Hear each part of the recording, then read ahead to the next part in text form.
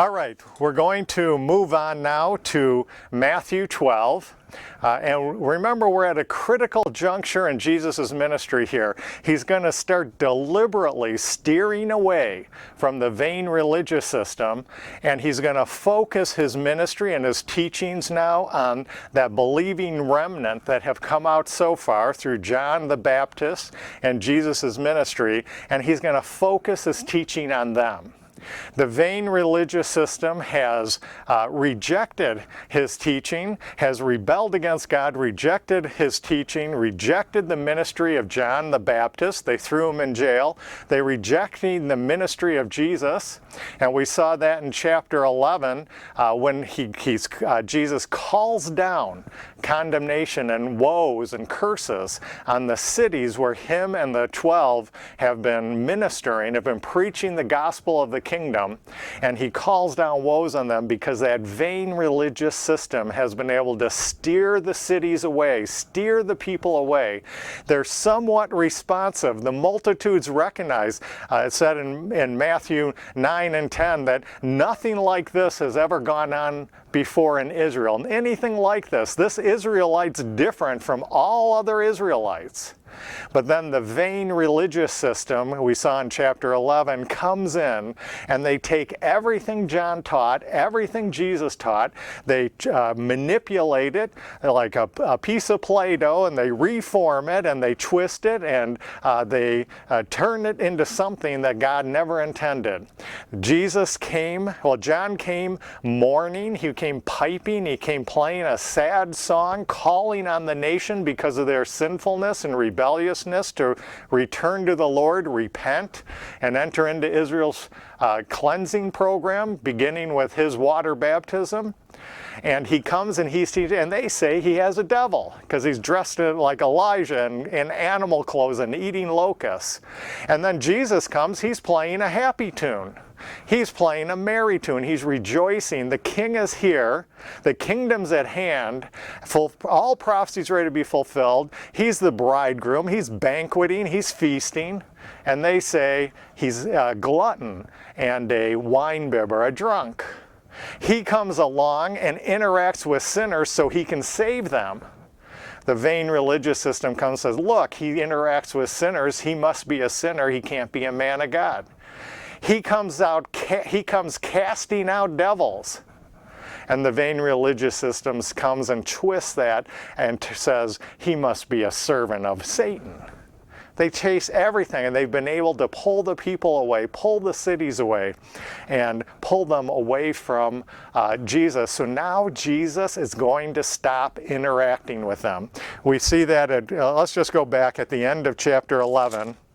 And just see this as we wrap up, because this will lead into chapter 12. Let's just bring back to our memory. Let's go down Matthew 11:25.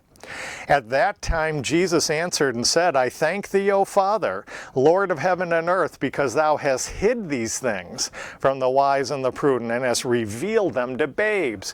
He's going to now begin, and he has been doing this to an extent, but he's going to begin now to hide these things from that vain religious system. They've rejected him. They've turned from him. He's going to hide these things, and he's going to reveal them to babes, that believing remnant, his followers, the disciples, the 12. Even so, Father, verse 26, for so it seemed good in thy sight. So it seemed good in their sight. And this is going to become an important topic. We've talked about this before. Mark makes much of the secrecy concept. He stops teaching the vain religious system. He turns away from them. He hides these things from them. And one reason, of course, he's doing it primarily because they've rejected and are rebelling against him. But there's another reason. He's doing this now so when he gets on that cross, he can pray a prayer to the Father that says, forgive them, for they didn't know what they were doing. On that cross, he's going to use their ignorance to allow him to reduce the charge of the nation as a whole from murder to manslaughter, so that giving them another chance at Pentecost After he's raised from the dead, he's going to give them another chance to receive him at Pentecost. He's going to set up a city of refuge at Pentecost through the ministry of the Holy Spirit and Peter and the 12. He's going to set up a city of refuge, and he's going to give the nation another opportunity because of their ignorance to receive him again.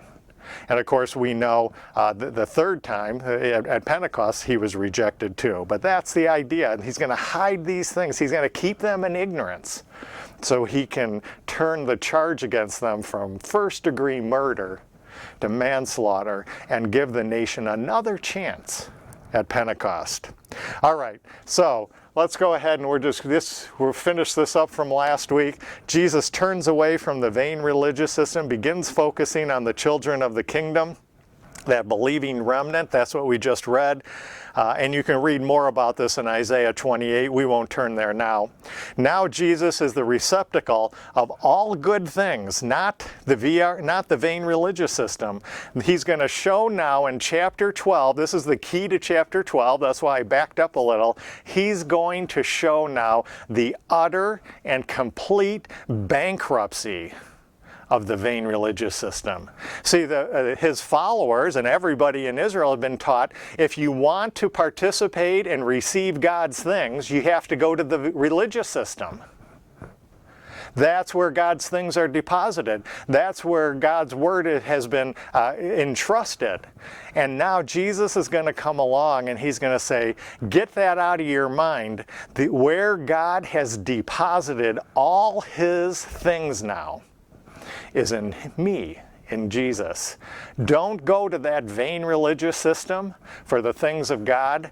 Come to me for the things of God. Verse 27 of chapter 11. Verse 27, Matthew 11. All things are delivered unto me of my Father, and no man knoweth the Son but the Father, neither knoweth any man the Father, save the Son, and he to whomsoever the Son will reveal them. If you want to know the Father and the Father to know them, they were not to go to that vain religious system, which he's going to prove in chapter 12 is completely bankrupt and doesn't know anything about God's things. He's going to now say, you have to come to me. And let's just finish the last couple verses in chapter 11. Come to me.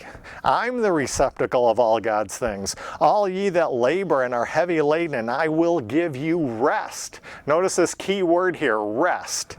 29, take my yoke upon you and learn of me, for I am meek and lowly in heart, and ye shall find rest unto your souls. For my yoke is easy and my burden is light. What he's bringing their attention to is this rest concept, which has plays a huge factor in not only Israel, but the whole earth. And that's what we'll look at a little bit quickly. So Jesus is now the receptacle of all things. They needed to come to him, not the vain religious system, for the rest, Israel's long prophesied rest. And of course, that's ultimately fulfilled in the rest of that kingdom, that earthly kingdom of Israel that they're going to be ushered into at his second coming, and they're going to be ushered into that kingdom. So they needed to come to him, not the vain religious system, for rest. Jesus is the one who will lead him in the kingdom. What was the vain religious system saying? We read this earlier. They said, we're the ones that have the nation, and we're the ones who are going to lead the nation into that kingdom. Jesus comes along and he's going to say, no, I'm going to give the nation to this believing remnant, and I'm going to rip the kingdom out of your hands and usher them into it. Everything now revolves around Christ and his cross and what's coming up and how he's now the receptacle of all things. And now when we get into chapter 12, he's going to prove it. So let's go down to verse 1 of chapter 12. This leads right into chapter 12 with the controversy about the day of rest. He's going to do some things now in the first half, not quite half of Matthew 12, and he's going to do some things here, and they're going to happen on the Sabbath. Now look, you notice how this flows right from chapter 11. At the end of chapter 11, he said, all you have to come to me if you want to participate in God's rest. And now Matthew 12 opens up and he begins doing things on the Sabbath day. What's the Sabbath day? It's a day of rest. And he's going to start doing some things here now in order to demonstrate the complete and utter bankruptcy of the vain religious system. And look how he does this as we go through here. Probably wouldn't be a bad idea, though, first to just kind of get a little bit of the history on the Sabbath. The Sabbath, and I just put some points up here to kind of bring out the highlights. We're not going to do a complete study of the Sabbath and all the different times and all that kind of stuff. We're going to focus just generally on the Sabbath and what it meant as far as God and his creation and the nation of Israel. So the Sabbath, first of all, was a sign between Jehovah and creation that he would dwell in it. Let's just keep a bookmark here in Matthew 12, and let's just go look at a couple verses about this time of rest, this Sabbath. Go to Genesis 2. Genesis 2. We probably all know this without even having to turn here, but he's just completed his creation. Look at I guess it would be good to read the last verse of chapter 1. This is Genesis 1, verse 31. And God saw everything that he had made, and behold, it was very good. And the evening and the morning were the sixth day. He's created all things. Everything is good. And now look what he's going to do. Chapter 2. Genesis 2, verse 1. Thus the heavens and the earth were finished, and all the host of them. And on the seventh day God ended his work which he had made, and he rested on the seventh day from all his work which he had made. And God blessed the seventh day and sanctified it, set it apart for his purposes, because that in it he had rested from all his work which the God created and made. That's what he did. He set that up. He set up this day of rest. He didn't rest because he was tired. He didn't rest because he needed a rest. He rested because he was done with his work. And now he was ready to come and dwell on the earth. Dwell in his creation. Dwell on the earth. And we're going to see what this involved. But the idea here is he wanted to dwell on the earth to enjoy it, to be restored in it, to be feast, be part of feasting and enjoyment and dwelling in it, in his creation. Kind of maybe one way to think of it would be like a vacation resort. This was going to be his vacation. He'd come and he's going to rest and he's going to enjoy him and his people, and he's going to restore things. Everybody's going to be restored and have rest. But then what happens? Chapters 2 and 3, what happens? Sin enters his creation. Sin, through Adam and Eve, sin entered the earth. And now you don't hear anything about the Sabbath rest for 2,500 years. So let's go next. Sin entered, and for 2,500 years went by before it was mentioned again in Exodus 16. And that's when he created the nation of Israel. Let's go over to Exodus. We won't go to 16, but let's go to Exodus 31. Exodus 31. And let's just look at when now he brings up this idea of a rest, a day of rest, with a Sabbath. And let's look at what it was supposed to be. And this will be a good background for when we get to Matthew 12 to see when we see how that vain religious system was using it. So in Exodus, we have the deliverance out of the land of Egypt. God came and he delivered them. And at that time, he gave them back that day of rest, that Sabbath day. And let's look and see what it was supposed to be. On the one hand, this day of rest was supposed to be a sign between creation and Jehovah, that he would dwell in his creation. Now let's take it a step further. 2,500 years have gone by. The world has been suffering under sin and death. And now he creates a new nation, his own nation, the nation of Israel. And look what he says here in Exodus 31, verse 12. And the Lord spoke unto Moses, saying, Speak you unto the children of Israel, saying, Verily, my Sabbaths you shall keep. For it is a sign between me and you throughout your generation, that you may know that I am the Lord that does sanctify you. Remember in Genesis 2, he talked about sanctifying the day. Now he's sanctifying the nation of Israel. For ye shall keep the Sabbath, verse 14, ye shall keep the Sabbath, therefore, for it is holy unto you. Every one that defiles it shall surely be put to death. For whosoever does any work therein, that soul shall be cut off from among the people. 6 days may work be done, but in the seventh is the Sabbath. And what is this Sabbath supposed to be? It's supposed to be a time of rest. He says, 6 days you may work, and the seventh is a Sabbath of rest, holy to the Lord. Whosoever doth any work in the Sabbath, he shall surely be put to death. Wherefore the children of Israel shall keep the Sabbath, to observe the Sabbath throughout the generations, for a perpetual covenant. You get the idea? They weren't supposed to overlook this day of rest. And why? Verse 17, it is a sign between me and the children of Israel forever. And now he goes back. There's that sign concept, and he goes back to Genesis 2. For in 6 days, this is Exodus 31:17.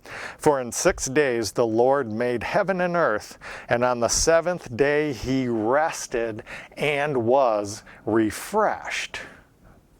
It's important to see this is what the vain religious system was missing. The vain religious system was missing that there's a reason God gave this day.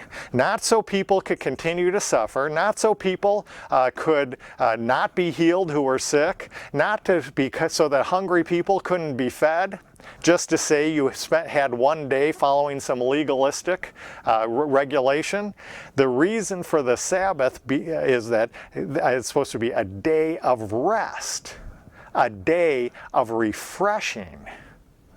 That's what the vain religious system was missing. And then we're going to reach a high point on that as we go through our message here. So it's the resting and refreshing. Let's go look at one other place. Flip over to Leviticus on our way back to Matthew. Leviticus 23. Let's see what it's associated with. This Sabbath day that is a sign between creation and God, that he will dwell in his creation, and a sign between Israel and God, because he's going to dwell in his creation by dwelling in the nation of Israel. And with Israel and through her rise, he's going to dwell in the whole earth. Look at Leviticus, one last thing here, Leviticus 23:2. Leviticus 23:2. And the Lord spoke unto Moses, saying, Speak unto the children of Israel, and say unto them, concerning the feasts of the Lord, which you shall proclaim to be a holy convocation, holy get-togethers, group activities here. Even these are my feasts, 6 days. Now, in the context of this feasting, he talks about the Sabbath. 6 days shall work be done, but the seventh day is the Sabbath of rest.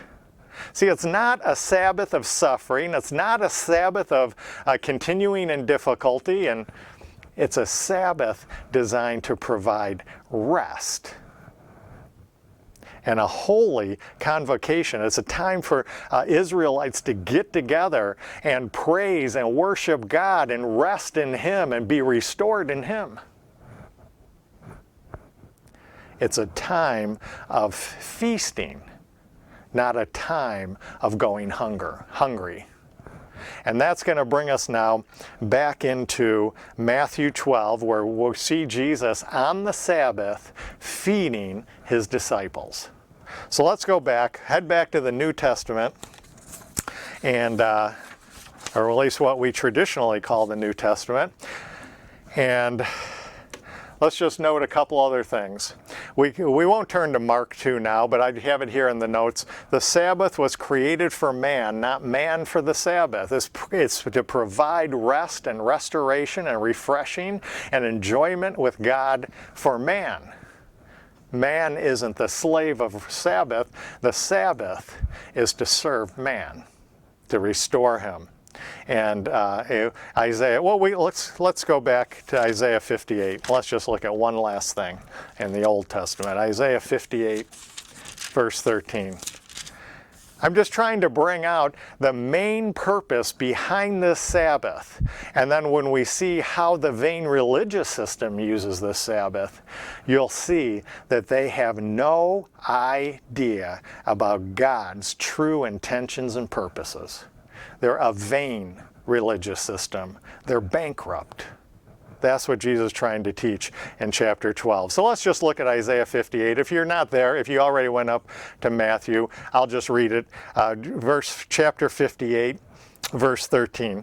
If thou turn away thy foot from the Sabbath, from doing thy pleasure on my holy day, and call the Sabbath a delight, the holy of the Lord honorable, and shalt honor him, not doing thine own ways, nor finding thine own pleasures, but nor speaking thine own words, then shalt thou delight thyself in the Lord. It was a time to delight in the Lord. And I will cause thee to ride upon the high places of the earth and feed thee, and I will feed thee. This is what Jesus is going to do in Matthew 12. Feed thee with the heritage of Jacob thy father, for the mouth of the Lord hath spoken it. So we get this picture of the Sabbath. It's a time of rest. It's a time of holy convocation, getting together, being restored, being energized, praising, worshiping, enjoying God, delighting in God. Now let's go back, head towards Matthew, go a little past it, and let's just read one more thing from Hebrews. See if we can go to Hebrews here and finish off our little mini summary of the Sabbath. And now in Hebrews, of course, we are go on our prophetic timeline to the end times, to that tribulation period and on into that kingdom. And he talks about the Sabbath again. Only now it's right here. Only now what he talked about in Genesis 2, what he talked about to Moses in Exodus, what he talked about David to in the Psalms, what he's been talking about this time of rest through the prophets, all that they looked ahead for it, they looked and anticipated it and prayed for it and wanted it. Now in Hebrews, it's here. The day we've come to the point. It's here. Enter into the rest by faith. And let's just read a few verses here. Hebrews 4. Hebrews 4, we'll just pick it up at verse 1. Let us therefore fear, lest a promise being left us of entering into his rest, any of you should seem to come short of it. And how do you come short of entering into his rest? Verse 2. For unto us was the gospel preached. God came along through various people, and he preached the gospel to the Israelites. And just like Abraham, hundreds and thousands of years before, God preached good news to Abraham. He believed it, and his faith was counted for righteousness. And here, the gospel of the kingdom now, it's been preached to them. And those who believe, let's see, we'll finish the verse. For unto us the gospel was preached, as well as unto them. But the word preached did not profit them, not being mixed with faith in them that heard it. They didn't believe it. Most of the nation is not going to believe it. They're going to follow that vain religious system we see going to work in Matthew 12. That's going to be picked up in that tribulation, and they're going to draw away, and people are going to turn away from that gospel and not enter into the rest then. For we, verse 3, for we which have believed do enter into rest, as he said, as I have sworn in my wrath, if they shall enter into my rest by faith, although the works were finished from the foundation of the earth. Now he takes it all the way back to Genesis 2 that we read earlier. For he spake, verse 4, in a certain place of the seventh day on this wise, and God did rest the seventh day from all his works. And in this place, so now he takes you all the way back to the beginning of the Bible, all the way back to Genesis 2, the beginning of creation. And now he takes us to David. And in this place again, if they shall enter into my rest, seeing therefore it remaineth that some must enter therein, and they to whom it was first preached entered not in because of unbelief. Again, he limited a certain day, saying to David now, we've gone from Genesis 2 to David. Today, after so long a time, he went all the way back to the creation of the world, all the way back to Moses in Exodus, all the way back to David, and now that day has come, the day of rest. Today, after so long, as it is said, today, if you will hear his voice and harden not your hearts, for Jesus hath given them rest, then would he not afterward have spoken of another day. So now it's that other day. There remaineth therefore a rest to the people of God. And that's what Jesus here at the end of Matthew 11, he's inviting them into that rest. They won't find it in the vain religious system. They'll only find it in him who is the receptacle of all God's things. So now let's go back and pick up Matthew 12 with that bit of background. All right, so now we get to the vain religious system, and just to start, before we read it, the vain religious system claimed to be operating according to Moses and were experts in the scripture and the law. Jesus reveals that they aren't. 3 times in this passage, he's going to say, haven't you read? Haven't you read? Don't you know? Now it's important to keep in mind that this vain religious system, these Pharisees, the scribes, the Sadducees, all that, they claim to be experts on the scriptures, teachers of the scriptures. They claim to be experts and teachers of the law. And Jesus comes along and he totally obliterates their cover. He totally rips the cover and shows there's nothing inside. It's a vain religious system. And let's watch how he does this. Go ahead and let's read the first verse of chapter 12. At that time, Jesus went on the Sabbath day, the day of rest. Remember chapter 11, he just called everybody to come to him for rest. And now he's going to do things on the day of rest, and the Sabbath day, and he's going to show them some things, teach them some things. At that time, Jesus went on the Sabbath day through the corn, and his disciples were hungry and began to pluck the ears of corn and eat. But when the Pharisees saw it, they said unto him, Behold, thy disciples do that which is not lawful to do upon the Sabbath. But he, Jesus, said unto them, Have you not read? See, now we take that lightly. We don't think much of that. But he's saying, have you not read the scriptures to this religious system in Israel that claimed to be the experts on the scriptures? This is a full frontal attack of Jesus on the vain religious system that was producing a counter-doctrinal system that was leading the nation away from him. He's going to show some things now. He says, haven't you read the scriptures about David? And he's going to bring that out. He's saying, haven't you read? Don't you know? Are you ignorant of the scriptures? Didn't you read the scriptures that talked about David? Now let's read verse 3. But he said unto them, have you not read what David did when he was a hungered, and they that were with him, how he entered into the house of God and did eat the showbread, which was not lawful for him to eat, neither for them which were with him, but only for the priests? See, he comes in now and he's going to show the complete bankruptcy of this vain religious system. Are you, the experts of the scriptures, he's saying you're ignorant of the scriptures. He's exposing the bankruptcy.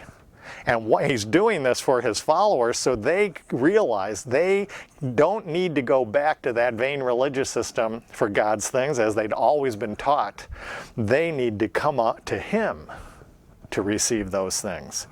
David and his followers, I was thinking of turning back to 1 Samuel, but I don't think we'll do it at this time. David, I'll just give a kind of a recap, a little summary. David and his followers, remember they were traveling through the land of Israel, and why were they traveling? They were being persecuted by Saul, the people's king, not God's king, the people's king. And he's the usurper on the throne. God chose David and Saul's on the throne. He's a usurper. And he comes, in order to protect his kingship, he comes and pursues David and to persecute him.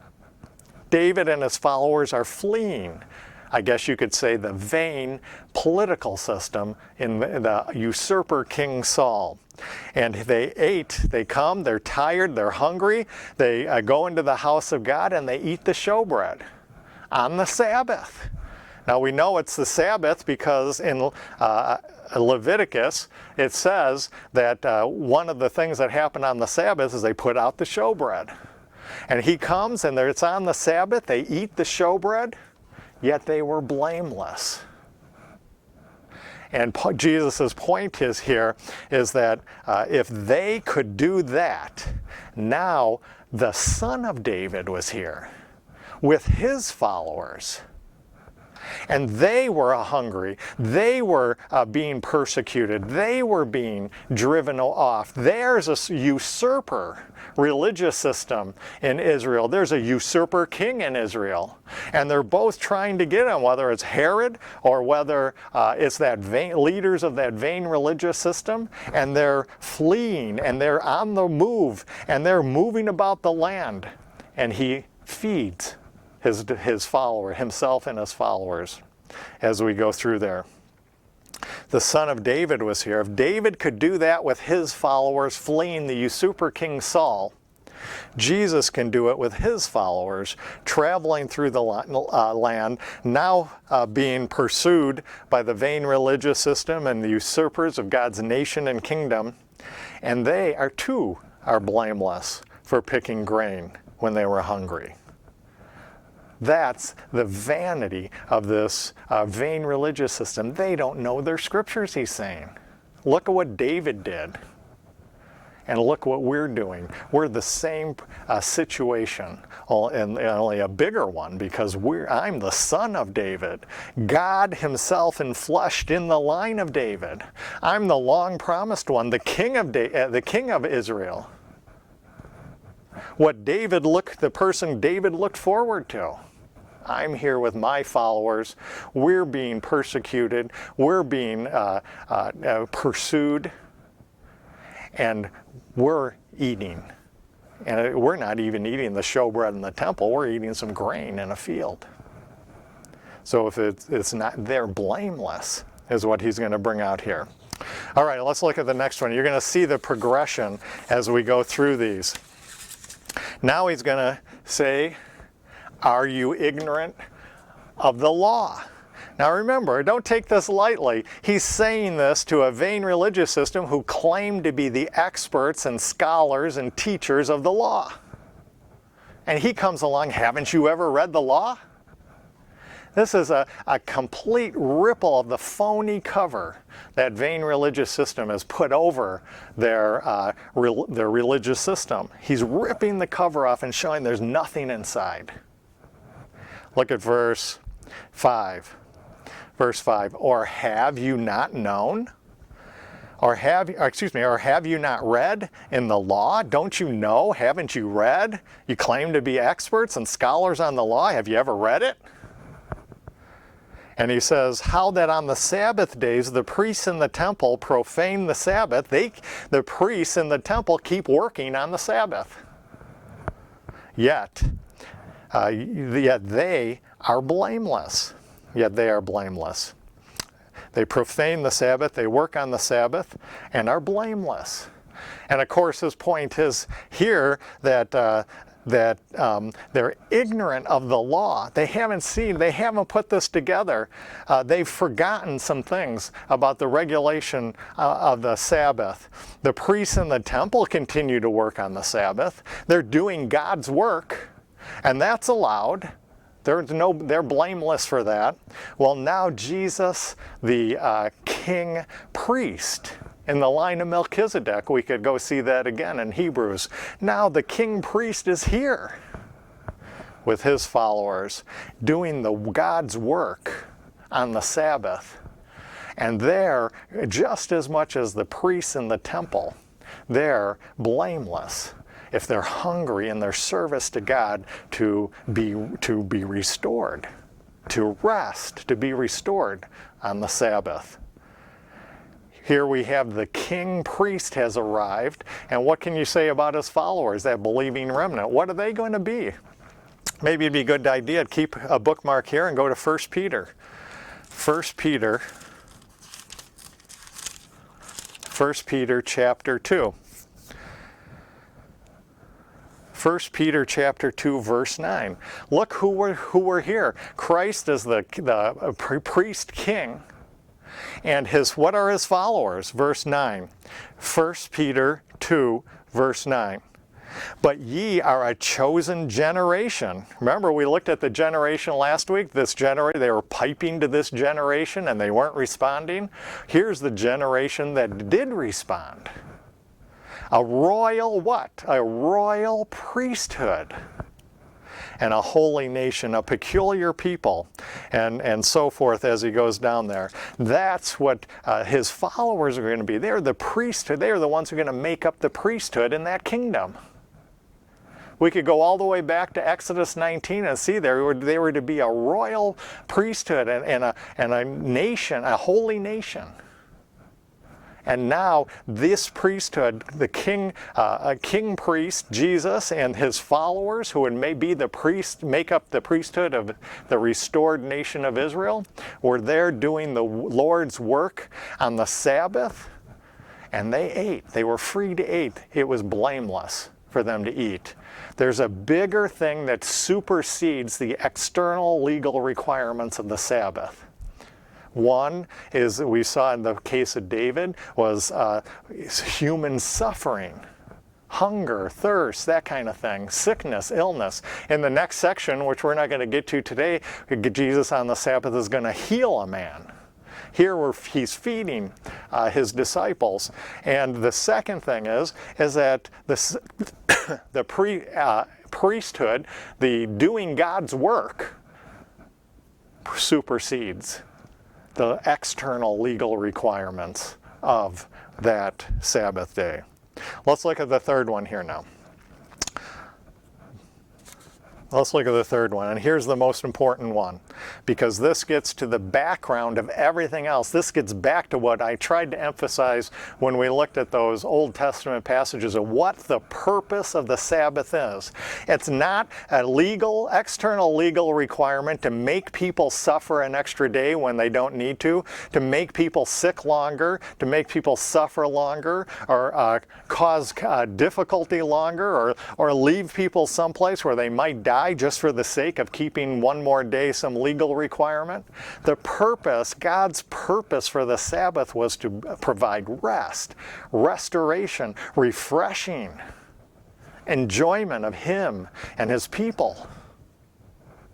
And this vain religious system were taken, they were ignorant of all that. And they were just looking at the external, and they didn't care if people suffered. They didn't care if people... Let's look at the next one. And this is the most important one, because now we get to the heart of the matter. Now we get to the heart of the matter. All right, he's going to ask him, are you ignorant again? Don't you know? Verse 7. Well, let's read verse 6 because this kind of ties in. Remember, he talked about David, and the point is now the son of David's here. A greater than David's here. He talked about the priesthood. Well, now a greater than the priesthood is here. The king priest himself and his people, which are going to be the priesthood in that restored nation. For the verse 6, but I say unto you that in this place is one greater than the temple, greater than the service, greater than David, greater than, he's going to talk about being greater than Solomon, and greater than all this. Verse 7, but if you had known what this meaneth. Now he's going to quote a verse, Hosea 6:6. Now you get the emphasis of what he's saying here. These are the people who claim to know the scriptures inside and out, and to be able to teach others. Be light to the blind and all that kind of stuff. And look what Jesus says of them. But if you had known what this verse means. Notice the progression we go to here. When it comes to David, it's kind of the whole scriptures. Don't you know the scriptures, the whole scriptures? And then the second case, he narrows it down to the law. Don't you know the law? And now he narrows it down to Hosea 6:6.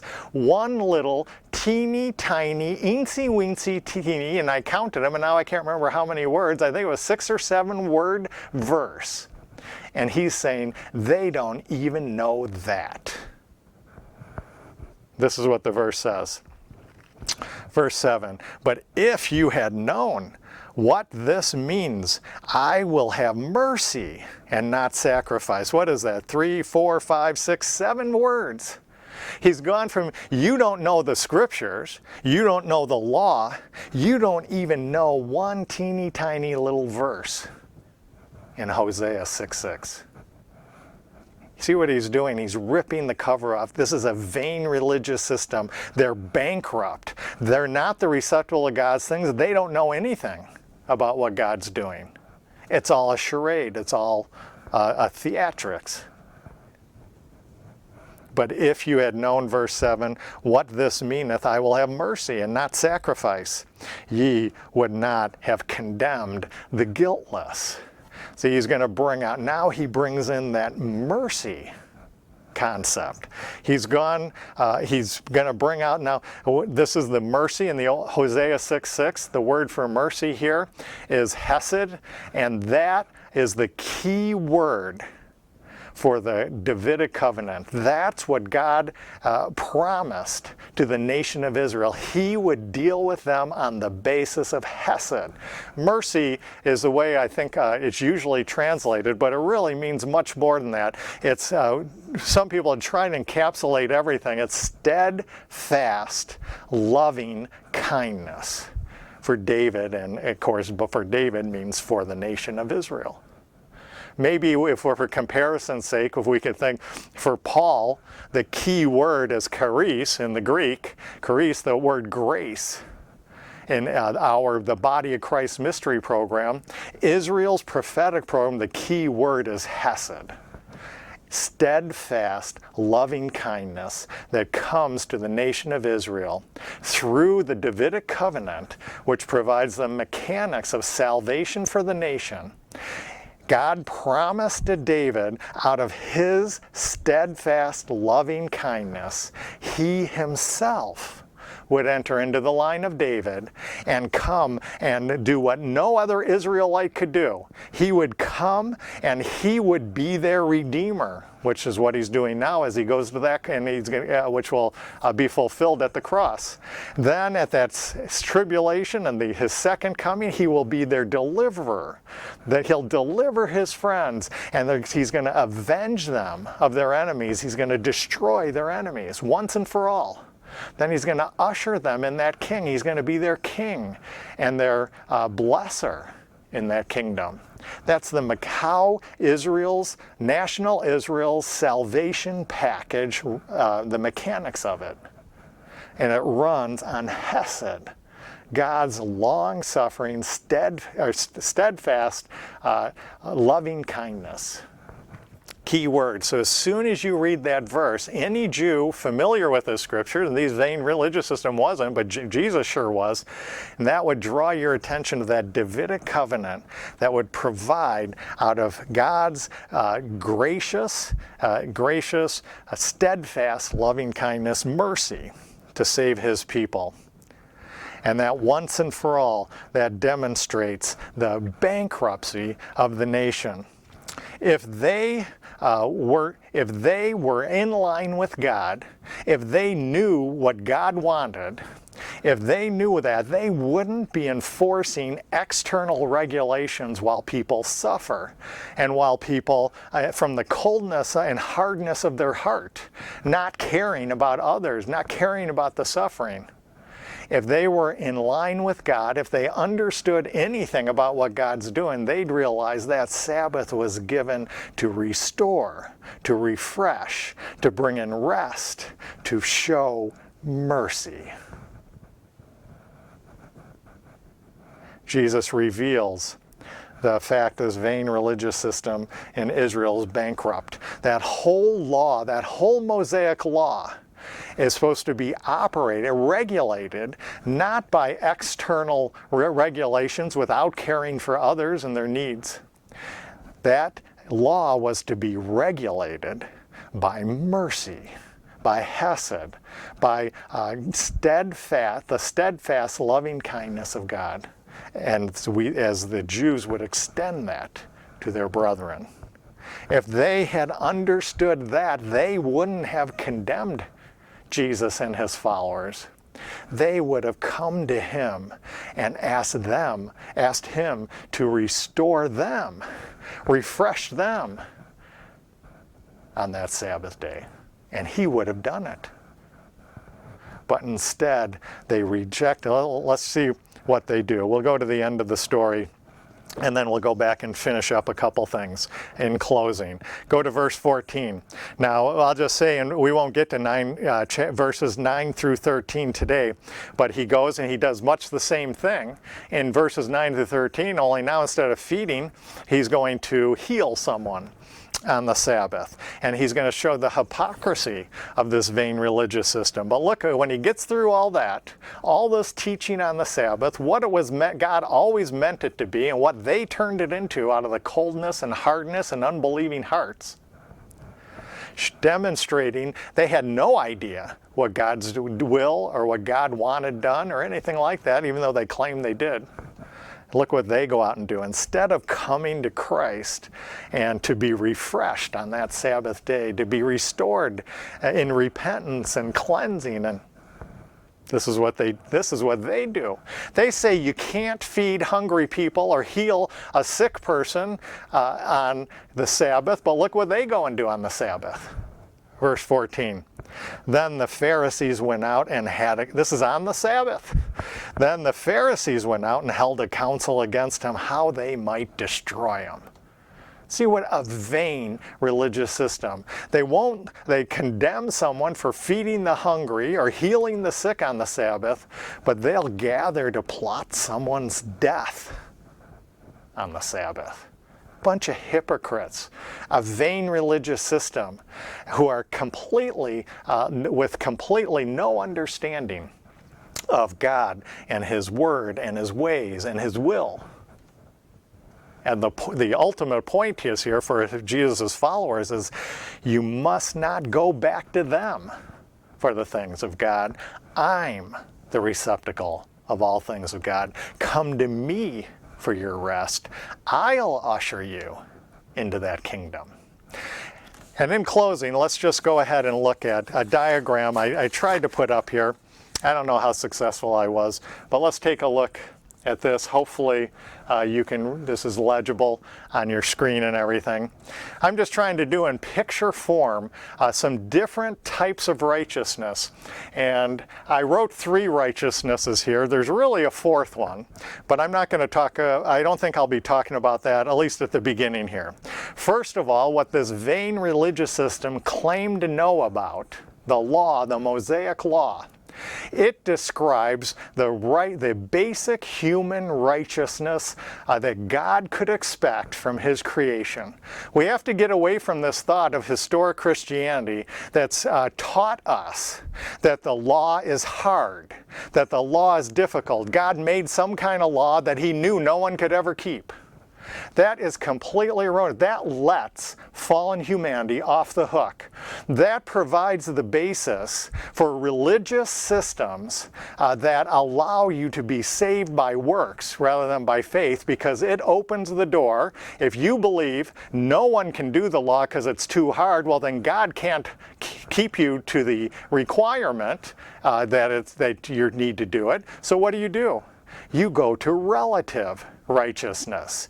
You find somebody else that doesn't keep the law as well as you think you do, and then you say, well, I'm better than him, so I must be good enough for God, because nobody can keep the law anyway. See, that's just a bunch of nonsense. That's a bunch of religious nonsense. The law, the Mosaic law, is not hard and difficult. The Mosaic law is this low bar. It's the lowest bar God could set for righteousness. It's just the righteousness God expected from His human creation, basic human righteousness. Set the bar 1 inch off the ground. The reason why no one can do it isn't because it's the bar set too high. It's because we have a problem. We're the problem, not the law. We are sinners. We have sin indwelling in us. And that prevents us from even stepping over the 1 foot bar. It's not because the law is hard or difficult, it's because we are wrong. If you bring a paralyzed person and you set the bar at 1 inch or 1 foot, is it really going to matter? He's still a paralyzed person, and any attempt at getting him over that bar is going to result in failure. That's the plight of humanity. It's not that God set the bar high, it's that because of sin, we can't even produce basic human righteousness. But there's another righteousness, thank goodness. And in Israel, this is the righteousness in Israel's prophetic program. If that vain religious system knew anything about God, they would not only have known about the basic human righteousness that the law called for, that they can't even do that on their own. They would have also known about Hesed. They would have known about the righteousness, the display of the righteousness of God that He's displaying in Israel's prophetic program, whereby He's saving His friends and destroying their enemies. That's Israel's national salvation. That's the righteousness revealed in the non-Pauline scriptures. That's why, we'll save that for later, but that's what they didn't know anything about that. This is what regulates that. The Hesed, the loving kindness of God, steadfast loving kindness was to regulate, was a bigger righteousness, was a more important righteousness. There's something that supersedes that law. And in Israel's prophetic program, that's the righteousness of God in saving His friends and destroying His enemies. Now that's all Jesus was talking about in the Gospels. That's all His followers knew. That's all that had been revealed in the Old Testament. That, as a matter of fact, that's all that's revealed through Peter and the 12. When they talk about the righteousness of God, they're talking about this in relation to Israel's national salvation. But of course we know now through our apostle, the Apostle Paul, we know that there's even a greater righteousness that regulates all other righteousnesses than this, and that's the Pauline grace righteousness, the righteousness of God, not in saving His friends and destroying His enemies, but now the more fundamental, the more regulatory, the more important righteousness of God, whereby God saves His enemies because He has no friends. the righteousness of God displayed at the cross of Christ for ungodly sinners on enemy status before Him. That now becomes the regulator of all other, supersedes all other righteousnesses, regulates all other righteousnesses, is the basis for all other righteousnesses. And that's not, the vain religious system couldn't have known about this because it was revealed through Paul's distinct apostleship. But if they had known anything about this, they wouldn't have used the external regulations of the Sabbath day of rest to bring about increasing the time of suffering or hunger or sickness or illness or suffering. Bringing life-threatening situations that were unnecessary just to say one day of external not doing work. They would have responded in what supersedes that, Hesed. And they would have realized God gave the Sabbath so that they might receive rest, restoration, refreshing, enjoyment. And that's what Jesus is doing in this first part of Matthew 12. And it showed the complete bankruptcy and destitution of this vain religious system. All must come to Jesus now if they're going to participate in Israel's rest. All right, we'll go ahead and close there, and then we'll pick it up there and move on further into Matthew 12. Let's close with a word of prayer.